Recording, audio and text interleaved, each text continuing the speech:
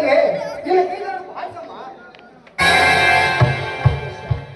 ಎಂತ ಮಾತಾಡ್ತಾ ಇದ್ದೀವಿ ನೋಡು. ನನ್ನ ಪಾಲಿಗೆ ಹೆಣ್ಣೆಂದ್ರು ನೀಡಿ, ಗಂಡೆಂದ್ರು ನೀಡಿ, ಗಂಡ ಹೆಂಡತಿಯರ ಬಾಳಿಗೆ ಬೆಳಕಾಗಬೇಕಾದವನು ನಿನ್ನ ಕೆನ್ನೆಗೆ ಬರೆಯುವಂತ ಸಣ್ಣ ಬೆಳಕಲು ಈ ನಿನ್ನ ತಾಯಿ ಎಲ್ಲಕ್ಕನು, ಈ ನಿನ್ನ ತಾಯಿ ಎಲ್ಲ.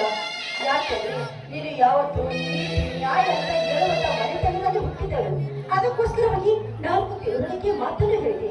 ಆದರೆ ನೀನು 1000 ತಪ್ಪು ಮಾಡಿದ್ರು ಕೂಡ ಮುಚ್ಚಿ ಹಾಕಿಕೊಳ್ಳುವಂತ ಮನೋಭಾವನೆ ಈ ನಿನ್ನ ತಾಯಿಗಿದೆ ಕಣು.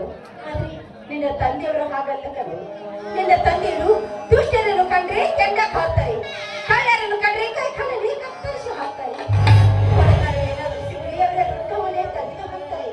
ಅಂತ ನಿಷ್ಠಾವಂತನ ಮಗನಾದ ನೀನು ಯಾವತ್ತಿದ್ರು ನೀನು ನಿಷ್ಠೆಯಿಂದ ಇರ್ಬೇಕು ಅನ್ನೋದೇ ನನ್ನ ಆಸೆ. ಅಮ್ಮ ಹೆತ್ತ ಕಾರಣ ಪ್ರೀತಿ ಇಲ್ಲಮ್ಮ. ಅಮ್ಮ ಇನ್ನು ಮುಂದೆ ಯಾವ ತಪ್ಪು ಮಾಡಲಮ್ಮ, ಯಾವ ತಪ್ಪು ಮಾಡಲ್ಲ ಅಮ್ಮ. ಇವತ್ತು ನಾನು ಬೆಂಗಳೂರಿಗೆ ಹೋಗ್ಬೇಕು ಅಮ್ಮ. ಅಪ್ಪನ ಕಡೆಯಿಂದ ಒಂದು 10,000 ರೂಪಾಯಿ ಕೊಡ್ತೀಯಮ್ಮ. 10,000 50,000 ಹಣವನ್ನು ಬೇಕಾದ್ರೆ ನಾನು ಇಸ್ಕೊಳ್ತೀನಿ. ಆದ್ರೆ ನೀನು ಹೋಗಿ ವಿದ್ಯಾವಂತನಾದ್ರೆ ನನಗೆ ಅಷ್ಟೇ ಸಾಕು ಕಣವು.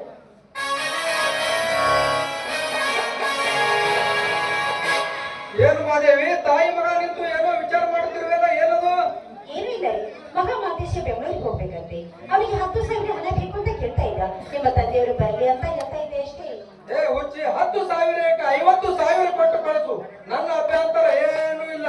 ಆದರೆ ನಿನ್ನ ಹತ್ತಿರ ಮಾಂತೇಶನ ಹತ್ತಿರ ಒಂದು ಮಾತು ಕೇಳುವುದಿದೆ ಮಾದೇವಿ, ಒಂದು ಮಾತು ಕೇಳುವುದಿದೆ.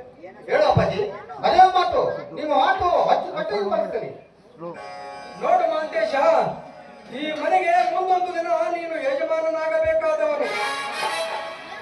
ನಿನ್ನ ಬುದ್ಧಿ ಬೆಳೆಯುತ್ತಾ ಹೋಗುತ್ತದೆ, ನಮ್ಮ ವಯಸ್ಸು ಇಳಿಯುತ್ತಾ ಹೋಗುತ್ತದೆ. ಆದರೆ ಈ ಬೆಳೆಯುವ ನಿನ್ನ ಬುದ್ಧಿಯಲ್ಲಿ ಸಂಸ್ಕೃತಿ, ಸಂಪ್ರದಾಯ, ನಿತ್ಯ ಎಲ್ಲರೂ ಒಳ್ಳೆಯದಾಗಿರಬೇಕು ಮಾತೇಶ, ಒಳ್ಳೆಯದಾಗಿರ್ಬೇಕು. ಪರಿಶುದ್ಧವಾದ ನಿನ್ನ ಮನಸ್ಸಿನಲ್ಲಿ ನೋಡುವವರ ಕಣ್ಣಿಗೆ ಚಂದನದ ಗೊಂಬೆಯಂತೆ ಹೊಳೆಯುತ್ತಿರಬೇಕು ಮಾತೇಶ, ಚಂದನದ ಗೊಂಬೆಯಂತೆ ಹೊಳೆಯುತ್ತಿರಬೇಕು. ಹೆತ್ತವರ ಕೈಗೆ ಯಾವ ಕಳಂಕ ಬರಲಿ ಬಂದ ಅಪ್ಪಾಜಿ. ಈ ಮನೆಯ ನ್ಯಾಯ ನೀತಿ ಧರ್ಮದ ಪರವಾಗಿರ್ತೀನಿ ಅಪ್ಪಾಜಿ.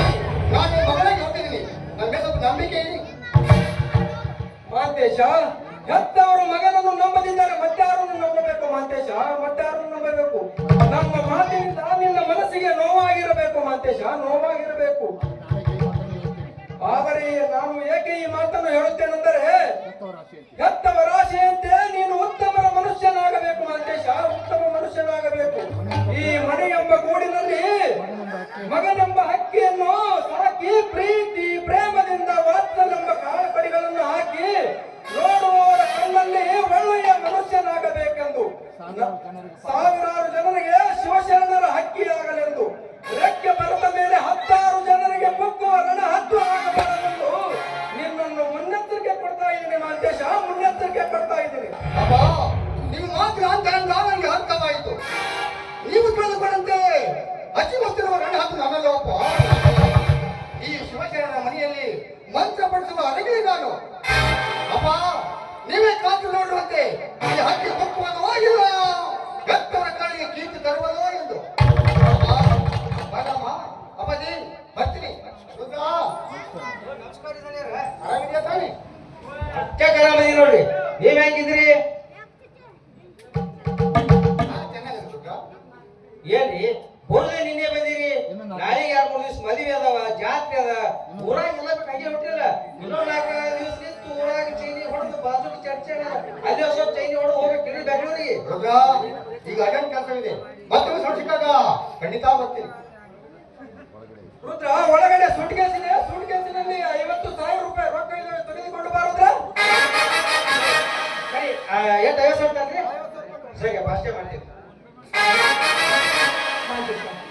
ಬೆಂಗಳೂರಿಗೆ ಹೋದ ತಕ್ಷಣ ಈ ನಿನ್ನ ತಾಯಿನ ಮರ್ತು ಬಿಡಿಬೇಡ. ಸರಿಯಾದ ಟೈಮ್ಗೆ ನಿದ್ದೆ ಮಾಡು, ಸರಿಯಾದ ಟೈಮ್ಗೆ ಊಟ ಮಾಡು. ರುದ್ರ, ಜಲ್ದಿ ಬಾ, 50,000 ರೂಪಾಯಿ ತೆಗೆದುಕೊಂಡು.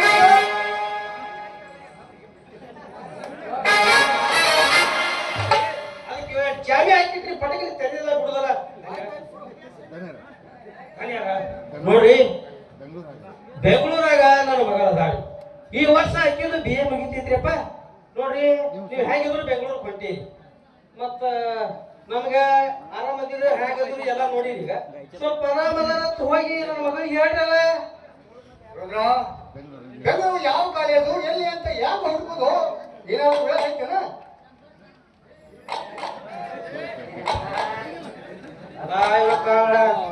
ಮಗ ಬಿಟ್ಟು ನೋಡಿದ್ರೆ ಬ್ಯಾಟಿನ ಕಿಶಾದಾಗಿಲ್ಲ ಅಂಗಿ ಕಿಶಾದಾಗೂ ಇಲ್ಲ ಇನ್ನೊಂದ್ಸಲ ಬರ್ತಿರಲ್ಲ ಅವಾಗ ಕೊಡ್ತೇನ್ರಿ ಮತ್ತ ಹೇಗಿದ್ರೆ ನಾನು ಬಸ್ ಸ್ಟ್ಯಾಂಡ್ ಹೊಂಟೀನಿ ಮತ್ತ ಅಂತ